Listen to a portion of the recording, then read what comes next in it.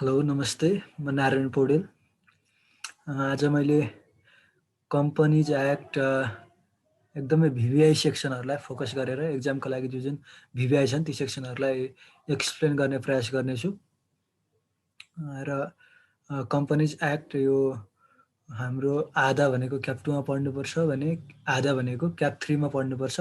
मैले आज चाहिँ क्याप 2 मा पढाइ हुने भिभिआई सेक्सनहरूलाई कभर गर्ने कोसिस गर्नेछु। र कम्पनी एक्ट भन्नासाथ यसले कम्पनीलाई गभर्न गर्नको लागि आएको यो एउटा एक्ट हो, ऐन हो। र यसले चाहिँ कम्पनीहरूले के कुरा फलो गर्नुपर्छ अथवा के गर्नु हुँदैन, के गर्नुपर्छ, के गर्नु हुँदैन, कसरी इस्टाब्लिस हुने, कसरी के गर्ने भन्ने कुरा सबै कुराहरूलाई रेगुलेट गर्नको लागि बनेको एक्ट हो।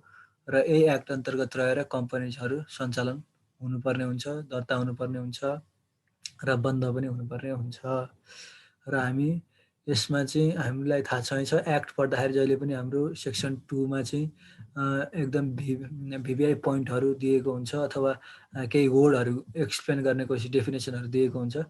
त्यसलाई भिभिआई डेफिनेसनहरू चाहिँ हामी हेर्छौँ सेक्सन 2 अनुसार। मैले जुन कलरले हाइलाइट गरेको छु ती सबै चाहिँ भिभिआई अलिकति बुझ्नुपर्ने, पछाडि पढ्नको लागि यी शब्दहरू बुझ्न जरुरी हुन्छ। त्यसलाई सुरुमा बुझौँ। र हाम्रो सुरुमा प्राइभेट कम्पनी भनेको छ। प्राइभेट कम्पनी एउटा कम्पनीका किसिम 3 किसिमका हुन्छन्। एउटा प्राइभेट कम्पनी हुन्छ जसको गुण आफ्नै हुन्छ।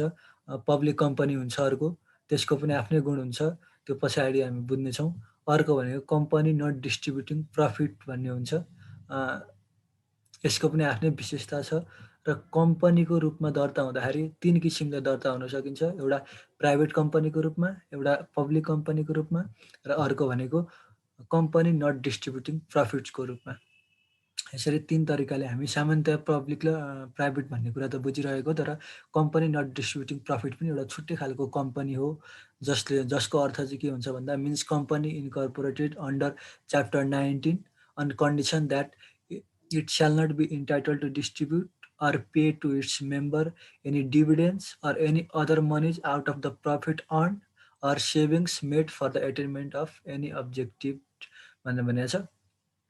र कम्पनी नट डिस्ट्रिब्युटिङ प्रफिट नामबाटै क्लियर छ। यसले आफूले कमाएको प्रफिटबाट चाहिँ मेम्बरहरूलाई डिभिडेन्डको रूपमा अथवा अरू कुनै रूपमा चाहिँ बाँड्न पाउँदैन भन्ने कुरा गरिएको छ। र त्यो चाहिँ च्याप्टर 19 भनेको हाम्रो क्याप 3 मा पढाइ हुन्छ। र त्यो चाहिँ त्यो डेफिनेसनको लागि चाहिँ कम्पनी यो यस्तो किसिमको पनि हुन्छ है भन्नको लागि हामीले यो पनि हेऱ्यौँ। र अर्को हाम्रो भिभिआई डेफिनेसन भनेको एमओए कम्पनीका मेजर डकुमेन्टहरू हुन्छन्। त्यसमध्ये 3वटा डकुमेन्ट भनेको मेजर मानिन्छ, जसमा मेमोरेन्डम अफ एसोसिएसन जसको बारेमा हामी पछाडि पढ्नेछौँ, आर्टिकल्स अफ एसोसिएसन जसको बारेमा हामी पछाडि पढ्नेछौँ, र अर्को प्रोस्पेक्टस भन्ने हुन्छ। यी 3वटा डकुमेन्ट यो हाम्रो क्याप 2 सिलेबसमा पर्छ र यसलाई पनि हामी कभर गर्नेछौँ। अर्को भनेको हाम्रो डिभेन्चर ट्रस्टी भन्ने छ। यसलाई चाहिँ यहीँको डेफिनेसन अनुसार हेरौँ। Debenture trustee means a body corporate undertaking the responsibility for the protection of interest of debenture holders at the time of issuance of debentures by a company. कुनै एउटा कम्पनीले डिभेन्चर इस्यु गर्दाखेरि चाहिँ डिभेन्चर ट्रस्टीसँग एग्रिमेन्टमा गएर issue गर्नुपर्ने हुन्छ। र debenture ट्रस्टीको काम के हुन्छ भन्दाखेरि डिभेन्चर होल्डरहरूको इन्ट्रेस्टलाई प्रोटेक्ट गर्ने काम गर्छ। उसलाई कुनै लिगल एक्सन लिनु पर्यो on behalf of debenture holders भनेदेखि डिभेन्चर ट्रस्टीले लिन्छ, अथवा डिभेन्चर होल्डरहरूको बिहाफबाट केही क्लेम अथवा केही कुरा माग गर्नु पर्यो भनेदेखि पनि डिभेन्चर ट्रस्टीले गरिदिन्छ डिभेन्चर होल्डरका लागि एउटा रिप्रेजेन्टेटिभ स्वरूप। र डिभेन्चर इस्यु गर्दाखेरि डिभेन्चर ट्रस्टीसँग एग्रिमेन्टमा गएर मात्र कुनै पनि कम्पनीले डिभेन्चर इस्यु गर्न पाउँछ। त्यो कुरा हामी पछाडि हेर्नेछौँ, के एग्रिमेन्ट गर्नुपर्छ, के गर्नुपर्छ भन्ने कुरा। अर्को हाम्रो भिभिआई भनेको डेफिनेसन भनेको कन्सेन्सस एग्रिमेन्ट छ। जस्तो एग्रिमेन्ट भनेको हामीले सामान्य बुझिहाल्छौँ, दुई पार्टी, दुई अथवा दुईभन्दा बेसी पार्टीहरूबिच कुनै सहमति हुनु अथवा एग्रिमेन्ट नै हाम्रो अथवा कुनै टर्म्स एन्ड कन्डिसन यो गर्ने यो नगर्ने भन्ने कुनै कन्डिसन राखेर डकुमेन्ट साइन गरिन्छ भने द्याट्स एग्रिमेन्ट। अब यहाँनिर कन्सेन्सस एग्रिमेन्ट भनेको छ, यो चाहिँ means an agreement made unanimously by all the shareholders of private company existing for the time being in respect of the operation of the company भनेको छ। कम्पनी सञ्चालन गर्नका लागि प्राइभेट कम्पनीका सेयर होल्डरहरूले सर्वसहमतिले अनएनिमियसली चाहिँ पास गरेका छन् भनेदेखि, एग्रिमेन्टलाई पास गरेका छन् भनेदेखि that is called consensus agreement. Public कम्पनीको हकमा हेर्ने हो भने हामी सिम्पल एग्रिमेन्ट भन्न सक्छौँ र प्राइभेट कम्पनीको सेयर होल्डरहरूको बिचमा भएको एग्रिमेन्टलाई चाहिँ हामी स्पेसली नाम कन्सेन्सस एग्रिमेन्ट दिन्छौँ। यसको खासै अर्थ रहन्न, प्राइभेट कम्पनीको लागि छुट्याइएको भन्ने हिसाबले कन्सेन्सस बुझ्न सकिन्छ भने पब्लिक कम्पनीको सेयर होल्डरहरू बिच कुनै एग्रिमेन्ट हुन्छ भनेदेखि त्यो चाहिँ हाम्रो के हो भन्दा एग्रिमेन्ट मात्र हो। त्यसलाई एग्रिमेन्ट मात्र टर्मले बुझ्न सकिन्छ भने प्राइभेट कम्पनीलाई कन्सेन्सस एग्रिमेन्ट हुन्छ भने उनीहरू बिच। यसरी चाहिँ हाम्रो सेक्सन 2 को भिभिआई डेफिनेसनहरू हामीले सिद्धाएका छौँ। र अर्को हाम्रो भिभिआई सेक्सन भनेको एक्जामका लागि इम्पोर्टेन्ट अथवा बुझ्नको लागि, अरू कुरा बुझ्नको लागि, एउटा बेसिक अन्डरस्ट्यान्डिङ लिनको लागि सेक्सन 3 एकदमै भिभिआई मानिन्छ, जसको हेडिङ के छ भन्दा इन्कर्पोरेसन अफ कम्पनी। एउटा कुरा मैले भनिहालौँ, मैले यो भनेको यो डकुमेन्ट जसको पिडिएफ मैले यहाँ अगाडि सेयर गरिरहेको छु, यो चाहिँ हाम्रो सिए एस्पिरेन्ट्सबाट आइक्यानबाट लिएको हो र यो भनेको हाम्रो सिए स्टुडेन्टहरूको लागि अथवा सिए फिल्डको एउटा राम्रो फेसबुक पेज रहेको छ, धेरैजनाले लाइक पनि गरेको देखिन्छ। मैले त्यहीँ अपलोड गरेको र यो चाहिँ हाम्रो टेलिग्राम पनि छ ग्रुप सिए एस्पिरेन्ट्सको, त्यहीँबाट डाउनलोड गरेर यहाँनिर सेयर गर्ने कोसिस गर्दैछु। र हाम्रो सेक्सन 3 भिभिआई भने मैले सेक्सन 3 जसको हेडिङ रहेको छ incorporation of company. Incorporation of company पढौँ सर र लाइन बाई लाइन के भन्न खोजेको बुझ्ने कोसिस गरौँ। Any person desirous of undertaking any enterprise with profit motive may either singly or jointly with others incorporate a company for the attainment of one or more objectives set forth in the memorandum of association भन्यो। कोही मान्छे जसले चाहिँ profit कमाउने उद्देश्यले एक्लै अथवा अरू कोहीसँग जोडिएर चाहिँ मेमोरेन्डम अफ एसोसिएसनमा राखिएका सेट आउट गरेका अब्जेक्टिभहरू एटेनमेन्ट गर्नका लागि के गर्न सक्छ भन्दा कम्पनी इन्कर्पोरेट गर्न सक्छ भन्ने कुरा गर्यो सबसेक्सन 1 ले। र 2 ले के भन्दैछ भन्दा there shall be minimum of 7 promoters for the incorporation of public company.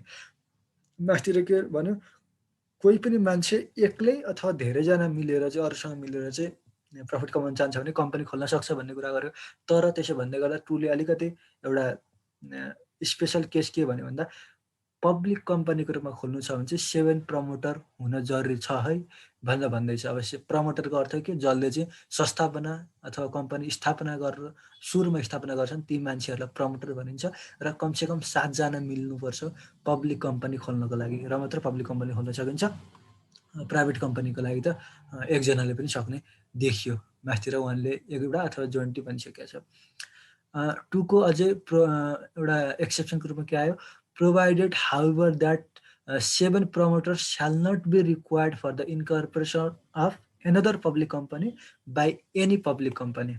2 ले सबसेक्सन 2 ले के भन्यो, 7 जना प्रमोटर त चाहिन्छ भन्यो पब्लिक कम्पनी खोल्नको लागि। तर त्यसैको एक्सेप्सनको रूपमा नचाहिने केस कति बेला भन्दाखेरि यदि एउटा पब्लिक कम्पनीले अर्को पब्लिक कम्पनी खोल्न जाँदैछ भने, एउटा पब्लिक कम्पनीले अर्को पब्लिक कम्पनी खोल्न जाँदैछ भनेदेखि त्यति बेला चाहिँ 7 जना प्रमोटरको आवश्यकता परेन, एउटा पब्लिक कम्पनीले अर्को पब्लिक कम्पनी खोल्न सक्यो, दर्ता गर्न सक्यो भन्ने कुरा गर्यो।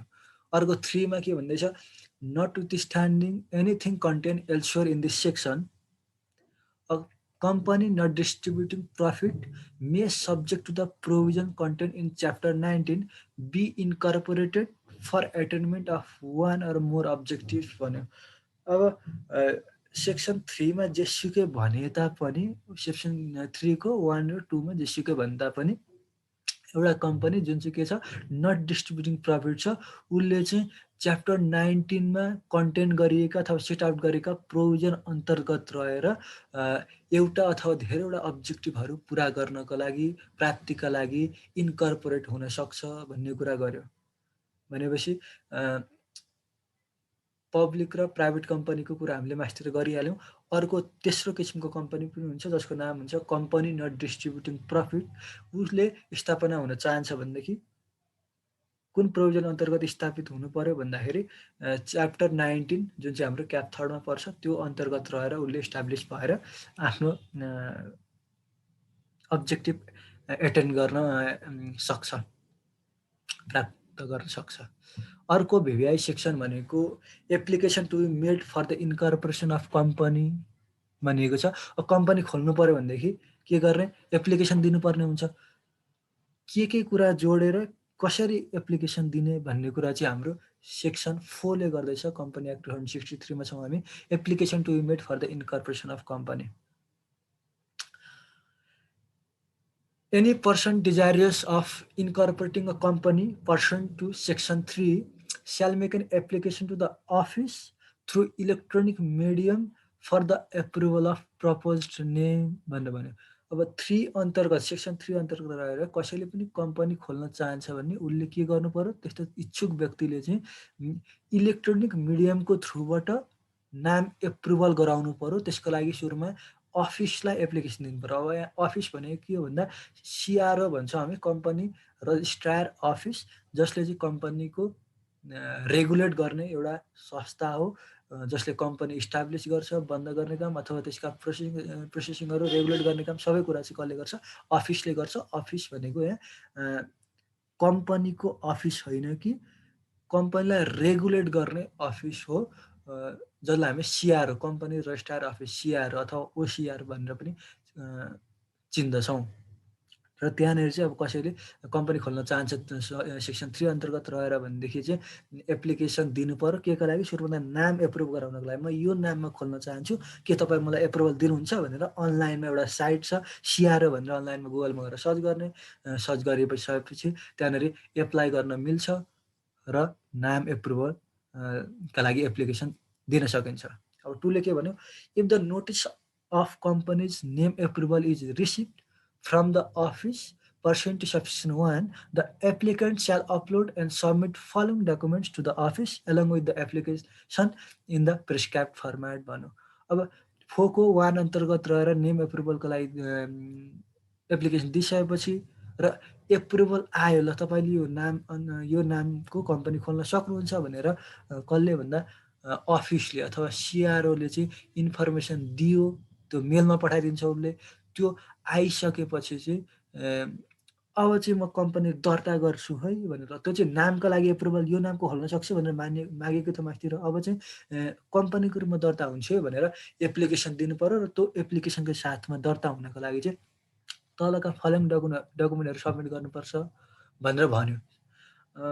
के डकुमेन्ट एप्लिकेसनको साथमा के डकुमेन्ट पठाउनुपर्छ भन्दाखेरि the memorandum of association of proposed company भन्ने खुल्नेवाला कम्पनीको एमओए अथवा मेमोरेन्डम अफ एसोसिएसन पनि बनाएर अपलोड गरिदिनु पर्यो अनलाइनबाट। अर्को the articles of association of the proposed company भन्छ, यो पनि कम्पनीको डकुमेन्ट हो, जुन डकुमेन्टलाई पनि बनाएर हामीले अनलाइनमा गएर अपलोड गरिदिनु पर्ने हुन्छ एप्लिकेसनको साथमा। र एमओए भनेको नर्मल्ली के भन्दा एउटा कम्पनीको जुरिस्डिक्सन हो, जसले कम्पनीलाई पावर दिन्छ र त्यही पावरभित्र अथवा त्यही जुरिस्डिक्सन अथवा क्षेत्र अधिकारभित्र रहेर उसले काम गर्न सक्छ।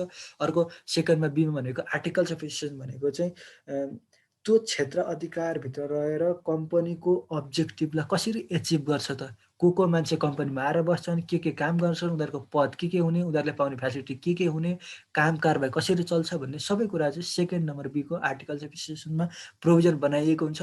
हो हामी यसरी हाम्रो जुरिस्डिक्सन यो हो र यो जुरिस्डिक्सन अन्तर्गत रहेर हामी यो कुरा एटेन्ड गर्छौँ यसरी भनेर आर्टिकल्स अफ एसोसिएसनमा लेख्ने, त्यो एउटा पेपरमा बनाउने र बनाइसकेपछि त्यसलाई स्क्यान गरेर हाम्रो अनलाइनबाट सबमिट गरिदिने। अर्को के सबमिट गर्ने एप्लिकेसनको साथमा भन्दा, in the case of public company a copy of the agreement if any entered into between the promoters prior to the incorporation of the company. Company दर्ता हुनुभन्दा अहिले त हामी प्रोसेसिङ दर्ता गर्नको लागि दर्ता हुनुभन्दा अगाडि पब्लिक कम्पनीका प्रमोटर बीच कुनै एग्रिमेन्ट भएको छ भनेदेखि त्यसको कपी अफ एग्रिमेन्ट भनेको त्यसलाई पनि कपी एउटा फोटोकपी अथवा स्क्यान गरेर त्यसलाई के गरिदिने अपलोड गरिदिने। अर्को के गर्ने भन्दा, in case of private company a copy of the consensus agreement if any entered into.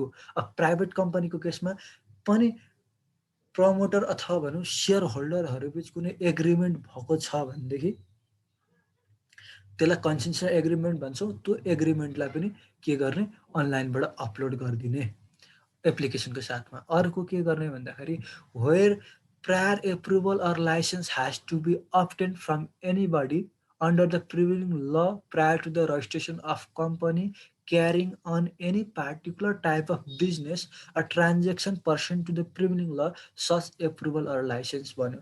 अब यी पोइन्टले के भन्दैछ भन्दा, यदि कम्पनी दर्ता हुनुभन्दा अगाडि कुनै बिजनेस गर्नको लागि प्रिभिलिङ ल अन्तर्गत अथवा कुनै ल जसले चाहिँ त्यो बिजनेस सेक्टरलाई के गरिरहेछ, गभर्न गरिरहेछ भनेदेखि त्यस्तो प्रिभिलिङ ल अन्तर्गत एप्रुभल लिएर आउनु पर्यो र यहाँ त्यसलाई पनि एप्रुभल लेटरलाई भनौँ अथवा एप्रुभल जुन पाएको छ त्यसलाई पनि स्क्यान गरेर अनलाइनबाट अपलोड गरिदिनु पर्यो। हामी के गर्दैछौँ, एप्लिकेसनको साथमा यी डकुमेन्ट दिएर कम्पनी दर्ता गर्न खोज्दैछौँ। अब एप्रुभल चाहिनसक्छ, जस्तो कस्तो केस भन्दाखेरि ब्याङ्कको केसमा के हुन्छ भने, सुरुमा कमर्सियल ब्याङ्क अथवा कुनै पनि किसिमको ब्याङ्क खोल्नु पर्यो भने त्यसलाई गभर्न गर्ने नेपाल राष्ट्र ब्याङ्क हुन्छ। ब्याङ्कहरूको पनि ब्याङ्क भनिन्छ, फादर अफ ब्याङ्क भनिन्छ, जसलाई चाहिँ सबै ब्याङ्कहरूलाई नेपाल राष्ट्र ब्याङ्क गभर्न गर्छ। र ब्याङ्क खोल्नका लागि कम्पनीको रूपमा दर्ता हुनुपर्छ। तर त्योभन्दा सुरुमा ब्याङ्क खोल्न मैले पाउँछु त भनेर उसले एप्रुभल लिनुपर्छ। कहाँबाट भन्दा नेपाल राष्ट्र ब्याङ्कबाट कुनै पनि ब्याङ्क खोल्ने इच्छुक मान्छेहरूले अथवा कम्पनीले त्यो लिएर यहाँ त्यही कुरा गरेको, सुरुमा नेपाल राष्ट्र ब्याङ्कको के लिएर आउने, एप्रुभल लिएर आउने, मैले ब्याङ्किङ बिजनेस गर्न पाउने भएँ भनेर, अनि कम्पनीको रूपमा दर्ता हुने भन्ने कुरा हो। भनेपछि उताबाट एप्रुभल लिएर आउने, मैले गर्न पाएँ भनेर। यदि त्यसरी कुनै प्रिभिलिङ लले भनेको छ भने, भनेको छैन भने चाहिँ चाहिएन, एप्रुभल चाहिएन, छ भने चाहियो।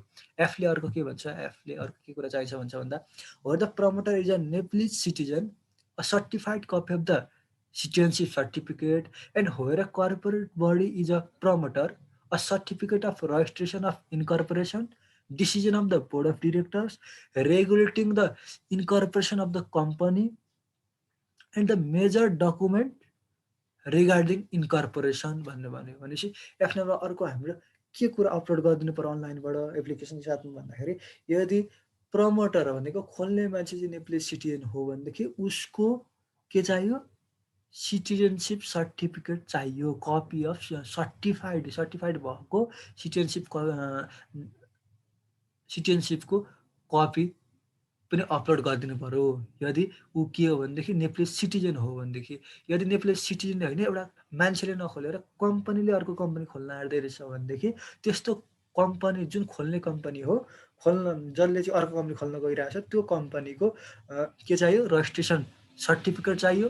अर्को चाहिँ त्यो कम्पनीको बोर्ड अफ डिरेक्टरको डिसिजन चाहियो, yes we are going to open new company भनेर जुन डिसिजन बनेको हुन्छ त्यो डिसिजन चाहियो, त्यसको कपी अपलोड गरिदिनु पर्यो।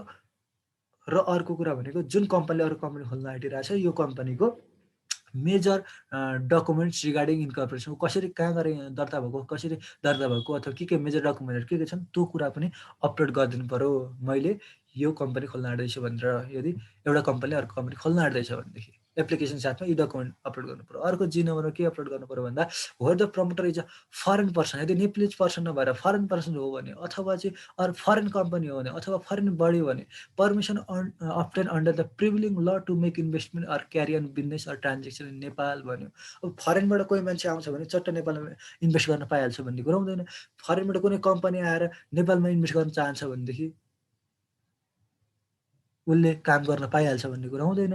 पर्मिसन लिन अर्काको देशमा आएर त्यति काम गर्न पाइँदैन। यदि उसले चाहिँ विदेशबाट आएर कम्पनी खोल्न आँटेको रहेछ भनेदेखि मैले नेपालमा इन्भेस्टमेन्ट गर्न पाउने मसँग के छ, अधिकार छ अथवा मसँग पर्मिसन छ भनेर एउटा पर्मिसन लेटर अब्टेन गरेको हाम्रै देशको प्रिभिलिङ लले कसले गभर्न गर्छ त्यो अन्तर्गत रहेर पर्मिसन पाएको जुन लेटर पर्मिसन लेटर हुन्छ त्यसलाई पनि स्क्यान गरेर अपलोड गरिदिनु पर्यो, फरेनबाट आउने पर्सन छ भने अथवा फरेन कम्पनी बढी जे भए पनि। अर्को एचमा के छ, हो the promoter is a foreign person, फरेनबाट आयो फरेन पर्सन हो र a document providing the country of his her citizenship भन्यो। अब विदेशी मान्छेले आएर खोल्न आँट्दैछ भनेदेखि उसको सिटिजनसिप सर्टिफिकेट अथवा भनौँ ऊ कुन देशको नागरिक हो, त्यो नागरिक यो देशको नागरिक हो भन्ने झल्काउने किसिमको जुन सर्टिफिकेट हुन्छ त्यो सर्टिफिकेट चाहिँ उसले अपलोड गर्नु पर्यो। यदि विदेशी नागरिक नभएर where the promoter is a foreign company अथवा बढी विदेशी मान्छे नभएर विदेशी कम्पनीले चाहिँ खोल्न यहाँ अर्को कम्पनी खोल्न आँट्दैछ भनेदेखि a certified copy of the incorporation of such company or body or and major document relating to such इन्कर्पोरेसन।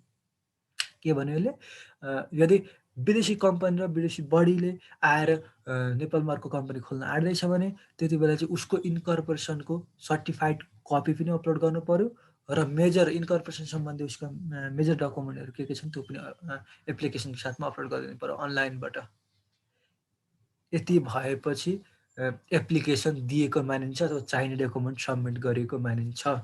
अब यो एक्ट अन्तर्गत अब 3 सबसेक्सन 3ले 4 को सबसेक्सन 3ले के भन्यो, not standing anything contain in subsection 2, subsection 2 मा जुन हामीले एप्लिकेसन डकुमेन्ट कुरा हो त्यहाँ जेसुकै भन्ने तापनि if the promoter agrees to accept the articles of association in the format prescribed for the incorporation of company with a single promoter as a share holder, it shall not be required to submit the articles of association of the propose company भन्यो।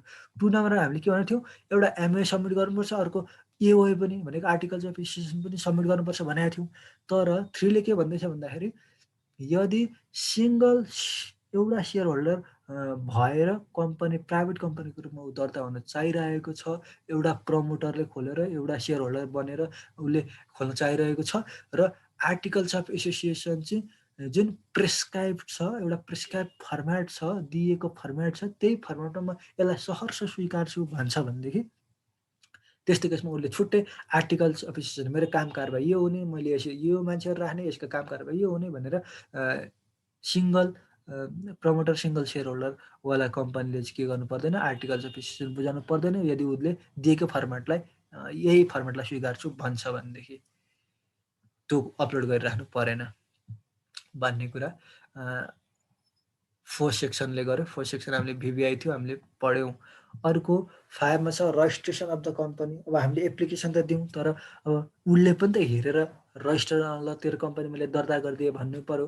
अब कति बेला कसरी भन्छ के हुन्छ प्रोसेसहरू registration गरिदिने हामीले एप्लिकेसन दिने काम हाम्रो तर्फबाट सिधै हो, उसको तर्फबाट भनेको सिआरओ अथवा अफिसको तर्फबाट चाहिँ कम्पनी रजिस्ट्रार अफिसको तर्फबाट चाहिँ के काम हुन्छ भन्ने कुरा 5 मा छ, हेरौँ। Registration of the company where an application is made for the incorporation of company pursuant to subsection 4, the office shall, after making necessary inquiries, register such company within 7 days, collecting registration fee after the date of making of the application, and grant the company registration certificate to the applicant in the format as prescribed. The office shall provide notice to the proposed company accompanied by rejection reason within 3 days if not registered within the prescribed period भनेर भन्यो। अब application प्राप्त भइसकेपछि सिआरओले चाहिँ के गर्नुपर्ने रहेछ भन्दाखेरि एप्लिकेसन आएको 7 दिनभित्र चाहिँ रजिस्ट्रेसन फी पनि कलेक्ट गरेर रजिस्टर गरिदिइसक्नुपर्छ र रजिस्ट्रेसन सर्टिफिकेट मैले रजिस्टर गरिदिएको थिएँ भने तिम्रो सर्टिफिकेट यो भयो लैजाऊ भनेर रजिस्ट्रेसन सर्टिफिकेट पनि 7 दिनभित्र एप्लिकेसन पाएको 7 दिनभित्र दिइसक्नुपर्छ।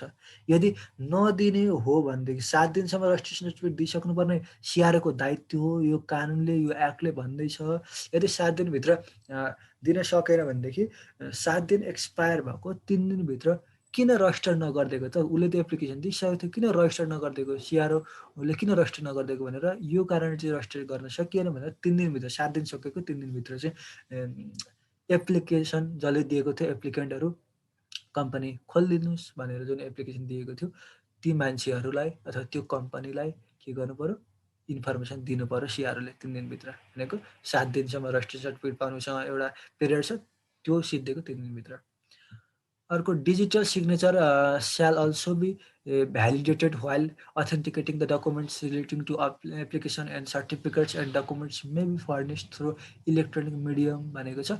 भनेपछि रजिस्ट्रेसन सर्टिफिकेटलाई अनलाइनबाटै पनि अथवा डिजिटल सिग्नेचरबाट पनि अथेन्टिकेट गर्न सकिन्छ, साइन गर्न सकिन्छ। ल तिमीले यो सर्टिफिकेट पायौ भनेर दिन सकिन्छ अथवा अरू डकुमेन्टलाई पनि अनलाइनबाटै सिग्नेचर हाल्न सकिन्छ, डिजिटल सिग्नेचर हाल्न सकिन्छ भन्ने कुरा अथराइजेसन दिएको छ यो एक्टले। फिजिकल्ली गएर साइनिङ हुनुपर्छ भन्ने कुरा हुँदैन, अनलाइनबाट हुँदा पनि हुन्छ भन्ने कुरा गर्यो। अर्को after a company has been registered pursuant to subsection 1 अन्तर्गत रजिस्टर भइसकेपछि चाहिँ the company shall be deemed incorporated. अब इन्कर्पोरेट भएको मानिन्छ, इन्कर्पोरेट भइसकेपछि इन्कर्पोरेट भयो, सर्टिफिकेट दिइसक्यो। अब 3 मा के भन्यो? द अफिस स्याल maintain company register in the format specified भन्यो। अफिस भनेको हाम्रो सिआरओले के गर्नुपर्छ? कम्पनी रजिस्टरमा चाहिँ प्रेस्क्राइब फर्मेटमा मेन्टेन गर्नुपर्छ, कम्पनी रजिस्टर मेन्टेन गर्नुपर्छ। ल यो कम्पनीमा दर्ता भयो भनेर चाहिँ रजिस्टर एउटा हुन्छ उसको सिआरओको, त्यो रजिस्टरमा लेख्नु पर्यो यो दर्ता भयो कम्पनी भनेर। अर्को फोरमा छ after the incorporation of company under this section subject to this act the matters contain in the memorandum of association and the articles of association shall be binding on the company and its agreement between the company and every shareholder and amongst its shareholders भनेको छ। अब company incorporate भइसकेपछि चाहिँ उसले जुन major document दुईटा अघि submit गरेको थियो, एउटा एओए अर्को MOA, memorandum of association, articles of association, त्यसले नै कम्पनीलाई र कम्पनीका एभ्री सेयर होल्डरलाई के गर्छ भन्दा बाँध्ने काम गर्छ अथवा त्यसलाई लायबल बनाउँछ। त्यही अन्तर्गत रहेर उनीहरूले चल्नुपर्ने हुन्छ, एमओ र एओ अन्तर्गत। उनीहरूको लागि कानुन नै त्यही भयो, त्यही क्षेत्र अधिकारभित्र रहेर काम गर्नुपर्छ भन्ने कुरा गर्यो। 5 मा के भन्यो? Without registering a company under this act no person shall use the name of company and carry on any kind of transaction by the name of any firm or institution भनेर भन्यो। अब कम्पनीको रूपमा दर्ता नभइकन कोही पनि मान्छेले कम्पनी नाम कम्पनीको नाम युज गर्नु भएन र कम्पनीको नाम युज गर्नु भएन र कुनै पनि कारोबार चाहिँ फर्म अथवा इन्स्टिट्युसनको नाममा चलाउनु भएन, कारोबार गर्नु भएन भन्ने कुरा गर्यो। कम्पनीको रूपमा दर्ता नभइकन केही पनि कुरा गर्न पाइँदैन। अब हामीले सेक्सन 4 र 5 भिबिआई सिट्याउ, सेक्सन 3, सेक्सन 4 र सेक्सन 5 सिट्याउ। 3 मा हाम्रो हेडिङ के थियो? इन्कर्पोरेसन अफ कम्पनी थियो। 4 मा के थियो? Application to be made for the incorporation of company थियो। अर्को हाम्रो 5 मा के थियो? रजिस्ट्रेसन अफ कम्पनी, रजिस्टर कसरी गर्छ सिआरओको पक्ष हामीले हेऱ्यौँ। र 6 मा अझै पनि सिआरओको पक्ष छ, power to refuse to register company, हामीले 4 अन्तर्गत रहेर के गर्यौँ? एप्लिकेसन दियौँ। 5 अन्तर्गत रहेर उसले रजिस्टर गरिदिन सक्छ भन्यौँ, तर नगरिदिन पनि त सक्छ नि। पावर टु रिफ्युज रजिस्टर कम्पनीलाई रजिस्टर गर्ने रिफ्युज गरिदिन पनि त सक्छ नि सिआरओले, अफिसले भन्ने कुराले गरेछ। पढौँ। The office may refuse to register a company in any of the following circumstances. तलका सर्कमस्टान्स आयो भने अफिसले चाहिँ कम्पनी दर्ता नगरिदिन सक्छ। तलको सिचुएसन आयो भने कस्तो सिचुएसन हेरौँ। If the name of the proposed company is identical with the name or trademark of previously registered existing company or so resembles the name of that company as it might cause misleading भनेर भन्यो। अब यसले के भन्दैछ? कस्तो सिचुएसनमा register नगरिदिन सक्ने रहेछ भन्दाखेरि चाहिँ यदि खोल्न लागेको कम्पनीको नाम चाहिँ अथवा त्यसको नाम चाहिँ अर्को कुनै एक्जिस्टिङमा भइरहेको कम्पनीको नामसँग अथवा एक्जिस्टिङमा भइरहेको कम्पनीको ट्रेडमार्कसँग मिल्न जान्छ भनेदेखि उस्तै नाममा रजिस्टर नगरिदिन सक्छ। अर्को अथवा चाहिँ त्यस्तो नामले चाहिँ के गर्न सक्छ भन्दा एउटा मिसलिडिङ ल्याउन सक्छ। यस्तो नाम हालिदियो कि कस्तो पहिलेकै त्यो हामीले चिनेको कम्पनीको जस्तो अथवा एनसिएल छ भने क्यान्सियल त्यसरी अर्को नाम उस्तै सुनिने टाइपको नाम राखेर मिसलिड गर्ने हिसाबले म त त्यही कम्पनी हुँ नि जस्तो हिसाबले नाम राखिन खोजेको छ भनेदेखि त्यस्तो केसमा पनि रजिस्टर नगरिदिन सक्छ। कम्पनी भनेको फरक देखिनु पर्यो भन्ने उद्देश्य हो। अर्को कति बेला नगर्न सक्छ भन्दा बीमा if the name or objective of the propose company is contrary to the prevailing law or appears to be improper or undesirable in the view of public interest morality decency etc or reflects the criminal motive. यस्तो भयो भने पनि register नगरिदिन सक्छ। यदि name र objective कम्पनीको name र objective माथि चाहिँ नेम पहिले भइरहेको कम्पनीको नेम र अब्जेक्टिभसँग आइडेन्टिकल भयो अथवा मिसलिड गर्ने किसिमको भयो भने यहाँ चाहिँ नेम र अब्जेक्टिभ नै के छ प्रिभेलिङ ल अन्तर्गत कन्ट्रारी छ अथवा प्रिभेलिङ ल भन्दा फरक तरिका लले जसरी गभर्न जसरी जा भन्छ त्योभन्दा फरक तरिकाले गर्न खोज्छ। अर्को कुरा गर्न सक्छ लको विपरीतमा गएर नाम छ अथवा अब्जेक्टिभ छ उसको उद्देश्य छ भनेदेखि त्यस्तोलाई रजिस्टर नगर्न सक्छ। अथवा चाहिँ एपियर्स टु बी इम्प्रोपर अथवा इन्डिजायरेबल पनि देखिन्छ अथवा इम्प्रोपर पनि देखिन्छ। के को आँखामा के को भ्यूमा भन्दाखेरि चाहिँ पब्लिक इन्ट्रेस्टको भ्यूमा इम्प्रोपर र अनडिजायरेबल, मोरालिटीको भ्यूमा इम्प्रोपर र अनडिजायरेबल, अर्को डिसेन्सी र एटिक्वेट भन्छ हामी सदाचार शिष्टाचार भन्छौँ त्यो हेर्दा पनि इम्प्रोपर र अनडिजायरेबल देखिन्छ। अथवा चाहिँ रिफ्लेक्ट द क्रिमिनल मोटिभ अपराधिक उद्देश्य देखिन्छ। त्यो खोल्न लागेको कम्पनीको उद्देश्य अथवा नियमै हेर्दा त्यस्तो देखिन्छ भने त्यसलाई पनि के गर्न सक्छ रजिस्टर नगरिदिन सक्छ सिआरओले एप्लिकेसन दिए तापनि। सीमा अर्को के छ कति बेला नगरिदिन सक्छ भन्दा if the name of the proposed company is identical with the name of the company of which registration has been cancelled pursuant to this act or that of company which has been insolvent under the prevailing law or so resembles such name as it might cause misleading and a period of 5 years shall not expire after such cancellation of registration or insolvency भन्यो। अर्को चाहिँ यो act अन्तर्गत पहिले खारेज भइसकेको company अथवा registration cancel भइसकेको कम्पनी को नामसँग मिल्न जान्छ। यो एक्ट अन्तर्गत खारेज भइसकेको पहिले बन्द त भइसकेको खारेज चाहिँ भइसकेको त्यसको नामसँग मिल्न जान्छ अथवा प्रिभेलिङ ल अन्तर्गत इन्सल्भेन्ट भएको कुनै कम्पनी जुन छ इन्सल्भेन्ट भइसक्यो त्यो इन्सल्भेन्ट भइसकेको कम्पनीको नामसँग चाहिँ के छ भन्दा अहिले खुल्न लागेको कम्पनीको नाम मिल्न जान्छ र त्यस्तो यो एक्ट अन्तर्गत क्यान्सल भएको रजिस्ट्रेसन क्यान्सल भएको अथवा प्रिभेलिङ ल अन्तर्गत इन्सल्भेन्ट भएको जुन कम्पनी छ तिनीहरू इन्सल्भेन्ट भएको र यता यो एक्ट अन्तर्गत क्यान्सल रजिस्ट्रेसन क्यान्सल भएको 5 वर्ष बितेकै छैन र अहिले नयाँ कम्पनी आएर त्यही नेममा के हुँदैछ खोल्न खोज्दैछ भने त्यति बेला पनि रजिस्टर नगरिदिन सक्छ। भनेपछि 5 वर्ष बितिसकेपछि यो एक्ट अन्तर्गत क्यान्सल भएको 5 वर्ष अथवा इन्सल्भेन्ट भएको 5 वर्ष बितिसकेपछि त्यही नाममा खोल्न पनि पाउने जस्तो देखिहाल्ने रे तर हाम्रो 5 वर्षभित्रै खोज्न खोज्यो भनेदेखि चाहिँ रजिस्टर नगरिदिन सक्छ नदिन सक्छ सिआरओले। अर्को कति बेला नदिन सक्छ भन्दा if the requirement for the incorporation of the company under this act are not fulfilled. अब यो एक्ट अन्तर्गत फुलफिल गर्नुपर्ने कम्पनी इन्कर्पोरेट गर्नको लागि जे कुरा छ त्यो फुलफिल गरेन भनेदेखि रजिस्टर नगरिदिन सक्छ भन्ने यी सिचुएसन 4वटा सिचुएसन हामीले कुरा गऱ्यौँ। यस्तै चाहिँ सिचुएसनमा सिआरओले रजिस्ट्रेसन नगरिदिन सक्छ कम्पनीको एप्लिकेसन दिए तापनि। अब 2मा के भन्यो if the office refuses to register company in any of the circumstances as referred to in subsection 1 it shall given a notice thereof accompanied by the reason thereof to the applicant no later than 15 days after the date of application made for the incorporation of company pursuant to subsection 4 अन्तर्गत रहेर जुन application दिएको हुन्छ त्यो दिएको 15 दिन नबित्दै यदि रिफ्युज यो 6 अन्तर्गत यी कन्डिसनले गर्दा रिफ्युज गर्न चाह्यो सिआरओले भनेदेखि 4 अन्तर्गत एप्लिकेसन दिएको 15 दिनभित्र के गरिसक्नुपर्छ यो कारणले मैले रजिस्टर गर्न सकिनँ, नाम मिलेन अथवा अनडिजायरेबल देखियो अथवा यो एक्टको फुलफिल गरिनस् भनेर रिजन दिएर एप्लिकेन्टलाई नोटिस दिनु पर्यो 15 दिनभित्र। एप्लिकेसन आएको 4 अन्तर्गत आएको एप्लिकेसनको 15 दिनभित्र।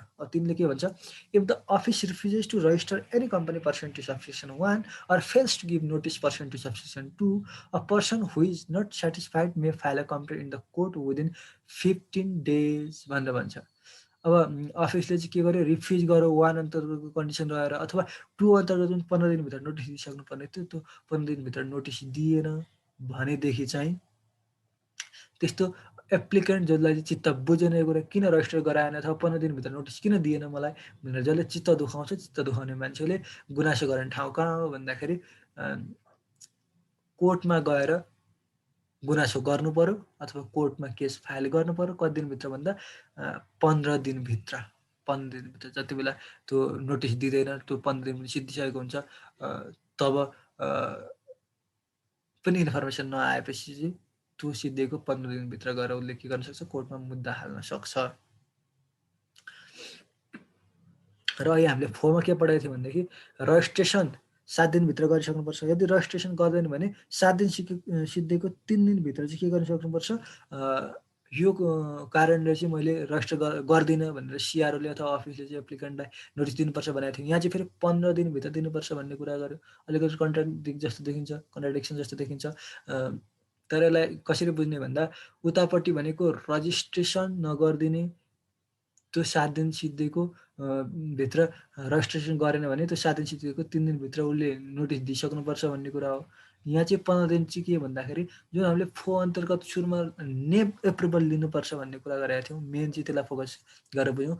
जुन नेम एप्रुभल दिनुपर्छ भन्ने कुरा गरेका थियौँ, नेम एप्रुभल पाइसकेपछि मात्र रजिस्ट्रेसनको लागि एप्लिकेसन दिन्छ भनेका थियौँ।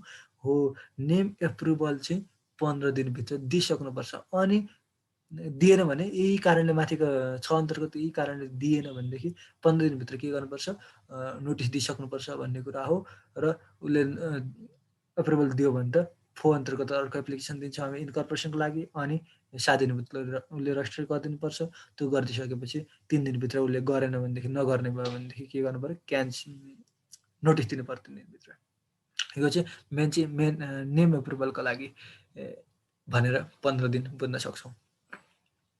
अर्को 7 पनि एकदम भिभिआइसी एक्जामको हिसाबले सुरुका अलिअलि भिभिआई देखिन्छन्, पछि अलिक ग्याप गर्दै हामी जान्छौँ। 7 के छ, compound to be a corporate body, body corporate body र बडी कर्पोरेट अलिकति फरक अर्थ लाग्न सक्छ। Company to be a body corporate,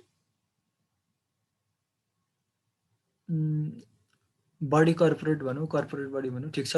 यो एक्टका लागि चाहिँ हामी स्पेसिफिक भएर बुझौँ। फेरि बडी कर्पोरेट भन्ने साथ अर्को एक्टमा अर्को अर्थ लाग्न सक्छ। यसमा चाहिँ के भन्दाखेरि एउटा कर्पोरेट बडी हुनको लागि अथवा बडी कर्पोरेट हुनको लागि, बडी कर्पोरेट यहाँ ठ्याक्कै सुटेबल जस्तो त लाग्दैन, कर्पोरेट बडी भन्नु अझ राम्रो होला जस्तो लाग्छ। कर्पोरेट बडी कति बेला हुन्छ त कम्पनी, किन त्यसलाई कर्पोरेट बडी भनिन्छ भन्दाखेरि चाहिँ के चाहिन्छ कम्पनी चाहिँ एउटा कर्पोरेट बडी हुनको लागि भन्दाखेरि चाहिँ any company incorporated under this act shall be an autonomous and corporate body with perpetual succession भन्यो। अटोनोमस स्वायत्त आफैमा एउटा अर्थ एक्जिस्टेन्स भएको र एउटा लङ टर्मसँग पर्पेचुअल सक्सेसन यो कहिलेसम्म चल्छ भन्ने ठेगान हुँदैन, यो चाहिँ लङ टर्मसँग चलिरहन्छ भन्ने एउटा इन्टेन्सन हुन्छ। त्यही भएर स्याल बी अटोनोमस हुनुपर्छ र पर्पेचुअल सक्सेसन हुनुपर्छ यो एक्ट अन्तर्गत इस्टाब्लिस हुने कम्पनी चाहिँ। अर्को चाहिँ subject to this act company like an individual acquire, hold, sell, dispose of or otherwise deal with any movable or immovable property भन्छ। यो एक्ट अन्तर्गत रहेर चाहिँ कम्पनीले के गर्न सक्छ, मुभेबल अथवा इमुभेबल प्रोपर्टीलाई एक्वायर पनि गर्न सक्छ, आफूसँग होल्ड पनि गर्न सक्छ, सेल पनि गर्न सक्छ, अथवा डिस्पोज अफ पनि गर्न सक्छ, अथवा अरू कुनै म्यानरबाट त्यसलाई डिल गर्न सक्छ कम्पनीले एउटा मान्छेको जस्तै। अर्को, a company may sue and be also sued by its own name भन्छ। कम्पनीले आफ्नै नेमबाट अर्कोलाई मुद्दा हाल्न पनि सक्छ अथवा आफूले मुद्दा खेप्न पनि सक्छ, अरू कसैले उसको नाममा मुद्दा हाल्न पनि सक्छ। अर्को भनेको, a company may like an individual enter into a contract and exercise the rights and perform the obligation as referred to in the contract. एउटा मान्छेले कन्ट्र्याक्टमा गए जस्तै कम्पनीले पनि कन्ट्र्याक्ट गर्न सक्छ कुनै अदर पार्टीसँग र त्यसमा इन्टर गरेर त्यसभित्रको राइटलाई उसले इन्जोय पनि गर्न सक्छ र त्यसभित्रको अब्लिगेसन जुन छ त्यसलाई फुलफिल पनि गर्न सक्छ अथवा फुलफिल पनि गर्नुपर्ने हुन्छ त्यो गर्ने क्षमता राख्छ। त्यही भएर कम्पनीलाई कर्पोरेट बडी भनिन्छ। अब यति भएपछि हामी के भन्न सक्छौँ भने यसको अर्थ अझै हामी केसँग जोड्न सक्छौँ भने कम्पनी र कम्पनीका मेम्बरहरूको आइडेन्टिटी सेपरेट हो। जस्तो प्रोप्राइटरसिप फर्ममा कम्पनी र फर्मलाई फर्म र त्यसको मालिकलाई ओनरलाई मेम्बरलाई एउटै मान्न सकिन्छ, सेपरेट लिगल इन्टिटीको रूपमा हेरिँदैन भने यो कम्पनी चाहिँ कर्पोरेट बडी भएको हुनाले यी चारवटा सबसेक्सनका गुणहरू हुने भएका कारणले गर्दा चाहिँ यसलाई मेम्बरभन्दा सेपरेट रूपमा हेरिन्छ। कम्पनीले गरेको कुराको सबै लायबिलिटी कम्पनीले बेयर गर्छ, नगर्ने केसहरू पनि हुन सक्छन्, जसलाई हामी लिफ्टिङ अफ द कर्पोरेट भेल भनेर हामी कति कति बेला लिफ्ट गर्न सक्छौँ भनेर पनि हामी पढ्छौँ। अहिले चाहिँ कर्पोरेट बडी र मेम्बर चाहिँ छुट्टा हो भने कर्पोरेट बडीको गुण भएको कारणले गर्दा चाहिँ यी गुण हुने कारणले गर्दा चाहिँ सेपरेट हो भनेर बुझ्न सक्छौँ। अर्को 8 नम्बरमा जस्तो 7मा अलिकति भनिहालौँ, कम्पनीले कुनै पनि कारोबार गर्छ भनेदेखि र त्यसबाट केही अब्लिगेसन आइपर्छ भनेदेखि नर्मल्ली कम्पनी कर्पोरेट बडी भएको कारणले गर्दा कम्पनीले बेयर गर्नुपर्छ त्यो लायबिलिटी। त्यसमा एसोसिएटेड मेन त सेयर होल्डरहरू जो चाहिँ सेपरेट आइडेन्टिटी बोक्छन् कम्पनीभन्दा, त्यही भएर उनीहरू लायबल हुँदैन, कम्पनी आफै लायबल हुनुपर्छ, नर्मल अर्थमा त्यो हो। अब 8मा हेरौँ लिमिटेड लायबिलिटी। अब the liability of share holder of a company incorporated under this act in respect of its transactions shall be limited to the maximum value of shares which he has subscribed or undertaken to subscribe भन्यो। अब एउटा कम्पनीको special फिचरको रूपमा section 8ले limited liability हुन्छ भन्दैछ। कसको भन्दा एउटा कम्पनीको सेयर होल्डर जुन हुन्छ, मालिक जुन हुन्छ, त्यो मालिकको लायबिलिटी चाहिँ एउटा सीमासम्म मात्र हुन्छ। एउटा सीमासम्म, कुन सीमासम्म भन्दा उसले चाहिँ कम्पनीको सेयर कति किन्नको लागि अथवा सब्सक्राइब गर्नको लागि, कतिवटा सेयरको मालिक बन्नको लागि उसले एग्री गरेको छ, त्यतिवटा सेयरसम्म मात्र ऊ लायबल हुन्छ, त्योभन्दा माथि हुँदैन। त्यति सेयरको भ्यालु जति हो, उसले त्यो सेयर किन्नको लागि जति पैसा तिर्छु भनेको थियो त्यतिको लागि मात्र ऊ लायबल हुन्छ, त्योभन्दा बेसी लायबल हुँदैन। अथवा भनौँ सेयर पारमा इस्यु गरेको छ भने सेयरले उसले अन्डरटेक गरेको सेयरको पार भ्यालुसम्म ऊ लायबल हुन्छ। प्रिमियममा लिएको छ भने प्रिमियमसम्ममा लायबल हुन्छ, तिर्न लायबल हुन्छ। अर्को डिस्काउन्टमा लिएको छ भने डिस्काउन्ट जति भ्यालुमा, जस्तो 100 को 90मा पनि इस्यु गरेको हुनसक्छ एउटा सेयर, जतिवटा सेयर लिएको छ इन्टु 90 गरेर त्यति मात्र उसले लायबल हुनुपर्छ भनेपछि उसले लिएको सेयर सङ्ख्या मल्टिप्लाई भयो त्यसको भ्यालु कतिमा लिएको हो त्यति सम्म मात्र ऊ लायबल हुन्छ। त्यही भएर लिमिटेड लायबिलिटी। त्यहाँदेखि बाहेक कम्पनीले अरू कुनै कुरा तिर्नुपर्ने भयो भने, लायबिलिटी अराइज भयो भने सेयर होल्डरले तिर्दैन भन्ने कुरा बुझ्नु पऱ्यो। किनभने कर्पोरेट पर्सनलिटी हो, 7ले भनिसकेको छ, छुट्टै हुन्। कतिसम्म लायबल हुने भन्दा चाहिँ सेयर अन्डरटेकन गरेकोसम्म। अर्को सेक्सन 9 एकदम भिभिआई छ। नम्बर अफ सेयर होल्डर कति हुने त कुन कम्पनीमा? कम्पनी 3 किसिम हुन्छन्, पब्लिक, प्राइभेट र हाम्रो कम्पनी नट डिस्ट्रिब्युटिङ प्रफिट। कुनमा कति कति सेयर होल्डर हुने भन्ने कुरामा 9ले के भन्छ, the number of share holders of a private company shall not acid 101। Private कम्पनीको सेयर होल्डर 101 जना भन्दा बेसी हुन पाउँदैन। 101 जनासम्म हुन पाए, त्योभन्दा बेसी हुन पाउँदैनन्। तर फेरि 101 भन्दा बेसी हुन पाउँदैनन्, एक्सिड गर्नु हुँदैन भन्दै गर्दा त्यसको पाउने केस कति बेला भनेर एक्सेप्सनको रूपमा आयो 1A मा। Notwithstanding anything mentioned in subsection 1, transportation entrepreneurs affiliated with Transportation Entrepreneurs Committee being operated after registration pursuant to the prevailing law, if apply jointly to incorporate private companies for operating transportation business within 3 months from the commencement of this subsection 1, that is from 275/11/19, there shall be no limitation for the incorporating such private companies despite of shareholders exceeding the number mentioned in subsection 1. Subsection 1 मा 101 जना भन्दा बेसी हुनु हुँदैन भन्दै गर्दाखेरि 1A ले चाहिँ के प्रोभिजन ल्यायो भन्दाखेरि यो प्रोभिजन ल्याएको 1A को प्रोभिजन ल्याएको हाम्रो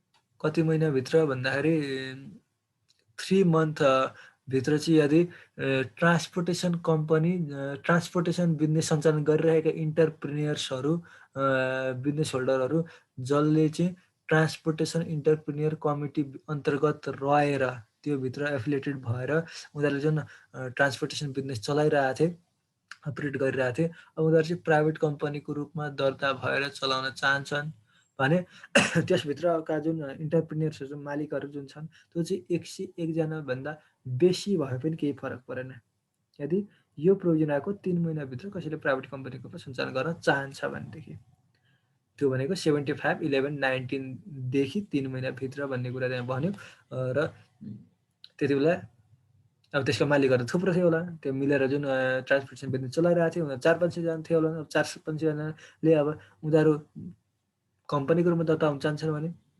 पहिलेका मालिकहरू अब सेयर होल्डर सबै बन्न चाहन्छन् आफ्नो सेयर ओनरसिप त कसैले छोड्न चाहँदैन नचाहेपछि तिनीहरू सबैलाई चाहिँ प्राइभेट कम्पनीको रूपमा दर्ता भए पनि 101 जना भन्दा बेसी सेयर होल्डरको रूपमा बस्न पाए एक्सेप्सन भयो 101 भन्दा माथिमा अर्को टुले के भन्छ subject to the provision to subsection 2 of section 3 the number of share holder of a public company shall be 7 in minimum and a maximum of any number भन्ने कुरा गरेर पब्लिक कम्पनीको चाहिँ कति हुनुपर्छ अरे भन्दा यो कुरालाई ध्यानमा राख्दै कुन भन्दा 1A मा जुन कुरा हामीले गर्यौँ ट्रान्सपोर्टेसन बिजनेस चलाउने मान्छे आएर यसरी सञ्चालन गर्ने भन्ने कुरा त्यो कुरालाई ध्यानमा राख्दै चाहिँ पब्लिक कम्पनीमा चाहिँ सेयर होल्डर कमसेकम पनि 7 जना हुनुपर्छ र म्याक्सिमम जतिजना भए पनि भयो मिनिमम 7 म्याक्सिमम एनी नम्बर जति भए पनि भयो सेयर होल्डरको रूपमा पब्लिक कम्पनीमा अर्को फेरि not विथस्ट्यान्डिङ anything contain in subsection 1 subsection 1 जुन 100 जना भन्दा प्राइभेट कम्पनीको बेसी हुन पाउँदैन भन्ने कुरा जुन गरिरहेको थियो त्यहाँ जेसुकै भन्दा पनि any employee who has purchase a share of company under scheme of selling shares to employees or any employees who has already purchased a share under such scheme but is not in service of company for the time being shall not be counted as a shareholder. अब 101 जना share holder कट्न पाउँदैन भनिरहेको छौँ त्यो 101 जनामा कसलाई गर्ने त को हुन्छ सेयर होल्डर भन्दाखेरि कसलाई चाहिँ नगर्ने कसलाई चाहिँ गर्ने कसलाई चाहिँ नगर्ने कसलाई चाहिँ गर्ने नगर्ने कसलाई भन्दाखेरि 3 ले भन्दैछ कसलाई नगर्ने भन्दाखेरि जसले चाहिँ इम्प्लोइकै लागि भनेर जुन सेयर के गरेको हुन्छ कम्पनीले इस्यु गरेको हुन्छ प्राइभेट कम्पनीले आफ्नै इम्प्लोइको लागि भनेर सेयर इस्यु गरेको हुन्छ हो त्यो सेयर यदि कुनै इम्प्लोइले किनेको छ र ऊ अहिले इम्प्लोइमेन्ट पिरियडमै छ ऊ काम गरिरहेकै छ त्यो प्राइभेट कम्पनीमा भने त्यस्तो सेयर होल्डर त्यस्तो इम्प्लोइलाई अथवा चाहिँ उसले त्यसरी स्किम इम्प्लोइको लागि भनेर इस्यु गरेको सेयर किनेको थियो र अरूले काम छोडेर अन्त गइसक्यो भने पनि त्यस्तो सेयर होल्डर छ त्यस्तो इम्प्लोइले सेयर होल्ड गर्दा पनि उनीहरूलाई 101 जनाको रूपमा सेयर होल्डरको रूपमा गनिँदैन नगन्ने तिनीहरू सहित मिलेर ल सेयर होल्डर टोटल 200 जना हुँदो रहेछन् अरे तर फेरि त्यो इम्प्लोइ सेयर स्किम अन्तर्गत सेयर किनेकालाई छुट्याउँदाखेरि 101 जना तलभित्र पर्छ भने त्यो हुन पायो भनेपछि चाहे त्यो इम्प्लोइमेन्ट पिरियडमा होस् अथवा त्यो छोडेर गइसकेको होस् तर इम्प्लोइ स्किम अन्तर्गत लिएको छ भने उसलाई सेयर होल्डरको रूपमा गनिँदैन 101 जना गर्नको लागि अर्को 10 मा छ terms to be abided by the company कम्पनीले के कुरा फलो गर्नुपर्छ भन्ने कुरा company incorporate under this act shall abide by the following terms in addition to those set for in this act memorandum of association and articles of association यदि company incorporate भइसकेको छ भनेदेखि यो एक्ट अन्तर्गत रहेर यो एक्ट अन्तर्गत अथवा एमओए अन्तर्गत अथवा एओए अन्तर्गत जे कुरा भनेको छ त्यो त फलो गर्नु परिहाल्छ त्यसको एडिसनल साथमा यो सेक्सन 10 ले भनेको कुरा पनि फलो गर्नैपर्छ एमओए र एओले भनेको गर्नै पर्यो यो एक्टले अन्त भनेको कुरा पनि गर्नै पर्यो र यो त्यसको एडिसनको साथमा यो पनि गर्नु पर्यो के गर्नु पर्यो 10 अन्तर्गत भन्दाखेरि the company shall carry on all of its activities and transaction by its name कम्पनीले सबै काम कारोबारहरू एक्टिभिटिजहरू ट्रान्जेक्सन कारोबारहरू चाहिँ आफ्नै नामबाट गर्नुपर्छ जे काम गरे पनि आफ्नै नामबाट गर्ने कम्पनीले त्यो उसको के हो कम्पलसरी अब्लिगेसन हो यो सेक्सनले दिएको। अर्को, a private company shall add the word private limited to its name as a last words and public company shall add the word limited to its name as the last word provided however that this provision shall not apply to a company not distributing profit. Private कम्पनीको रूपमा दर्ता भएको छ भने कम्पनीको नाम जे हुन्छ त्यसको पछाडि प्राइभेट लिमिटेड भनेर लेख्नै पर्यो अथवा पिबिटी डट एलटिडी भनेर पनि लेख्न सक्छ प्राइभेट लिमिटेडलाई जनाउनको लागि। त्यो पुच्छरमा झुन्ड्याउनै पर्यो प्राइभेट कम्पनी। यदि पब्लिक कम्पनीको रूपमा दर्ता भएको छ भने पुच्छरमा एलटिडी लिमिटेड अथवा एलटिडी भनेर झुन्ड्याउनै पर्यो पछाडि। त्यो गर्नै पर्ने काम भयो। तर हामीले कम्पनी 3 किसिमको हुन्छ भने अर्को के भनेको थियो, कम्पनी नट डिस्ट्रिब्युटिङ प्रफिट। उनीहरूलाई चाहिँ त्यो कम्पनीले चाहिँ पुच्छरमा प्राइभेट अथवा लिमिटेड लगाइराख्नुपर्ने, प्राइभेट लिमिटेड अथवा लिमिटेड लगाइराख्नुपर्ने जरुरी हुँदैन भन्ने कुरा गर्यो कम्पनी नट डिस्ट्रिब्युटिङ प्रफिट तेस्रो किसिमको केलाई कम्पनीलाई। अर्को कुरा के फलो गर्नुपर्छ सेक्सन 10 अन्तर्गत भन्दाखेरि, a private company shall not sell its share and debenture publicly.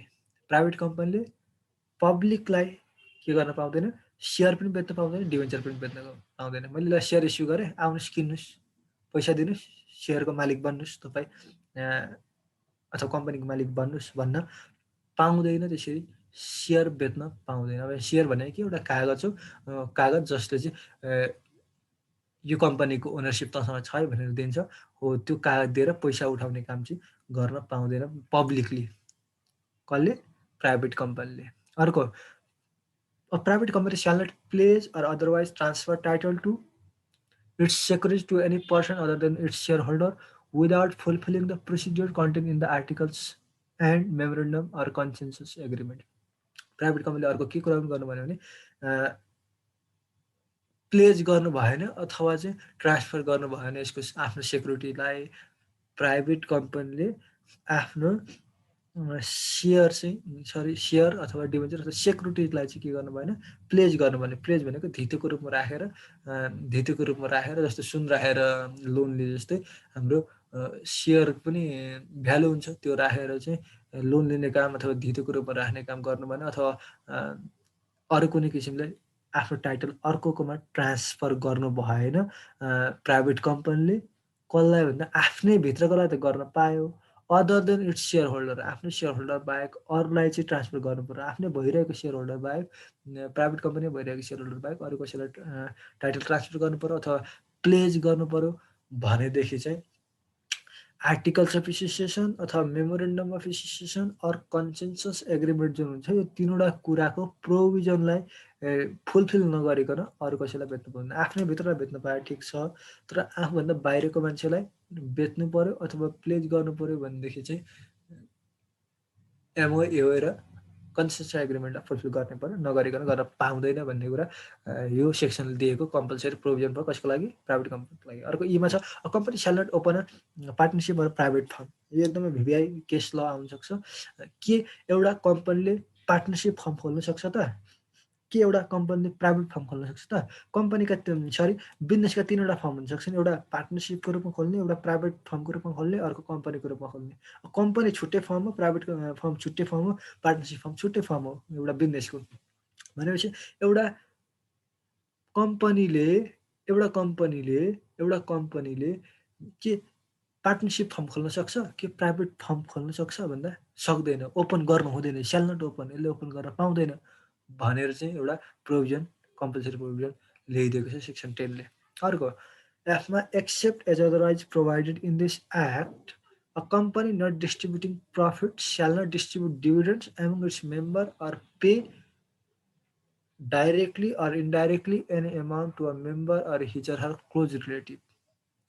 यसले के भन्यो भन्दा यो एक्टले अरू केही कुरा भनेको बाहेक, यो एक्टले अरू केही कुरा भनेको छ भने त्यो अनुसार जाने।